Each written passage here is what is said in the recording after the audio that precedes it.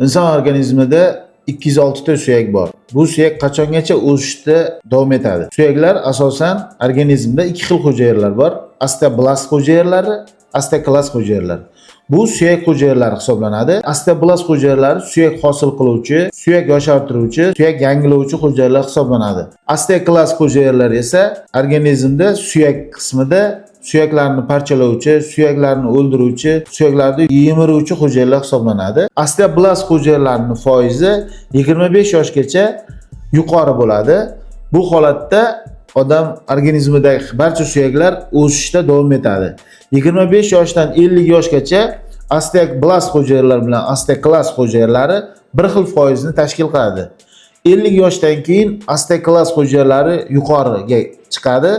Bo'yin uzunligi 180 cm bo'ladigan bo'lsa, 50 yoshdan oshgandan keyin 60 yoshlarda inson bo'yi 180 dan 178 yoki 174 cm gacha kichrayadi. Sababi inson organizmida osteoklast hujayralar yuqori foizni tashkil qiladi. Bu narsani har doim yoshga bog'lab bo'lmaydi. Sababi ba'zi bir surunkali kasalliklar, asab ruhiy kasalliklari, ba'zi bir autoimmun kasalliklari, ba'zi bir endokrin kasalliklarida inson organizmidagi suyaklar ertaroq vaqt o'sishdan to'xtashi mumkin. Misol uchun endokrin kasalliklari, sahrin diabet kasalliklari yoki bosh miyadagi gipofizar bezda joylashgan turk egarchasida joylashgan gipofizar bezda somatotrop gormoni ishlab chiqarishi kamaysa, nanizm kasalligi kelib chiqadi endokrin kasalliklarda. Ba'zi bir autoimmun sistemli kasalliklar, reumatoid poliartritlarda, revmatizm kasalliklarida 18-20 yoshda suyaklar o'sishi sekinlashib to'xtashi mumkin.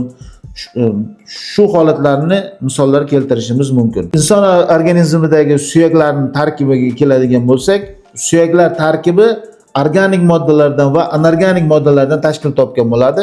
Organik moddalarga bular asenlar hisoblanadi. Anorganik moddalarga kalsiy, fosfor, margans, rux, magniy va boshqa makro va mikro elementlar bo'ladi.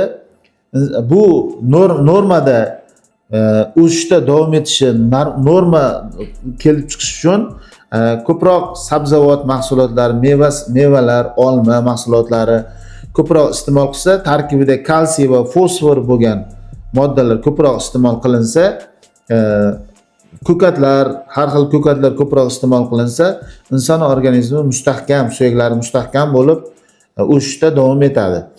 Agar inson organizmiga kerak bo'lgan undan tashqari asenlar, ya'ni organik moddalar deb aytdik. Hozir organik moddalar, asenlar nima? Bu go'sht mahsulotlariga kiradigan jigar, xolodez, tvorog, suyak tog'ayli payli qismidan va yog', suyak ich qismidagi yog' qismlaridan va oqsilga boy qism bo'lgan qismlar va boshqa sut mahsulotlari, xolodez, tvorog, sir, smetana, qatiqlar, keyin undan tashqari tovuqda tuxum qismi, oqsilga boy qismlarini ko'proq iste'mol qilsa, bu suyak qismini mustahkamlab beradi.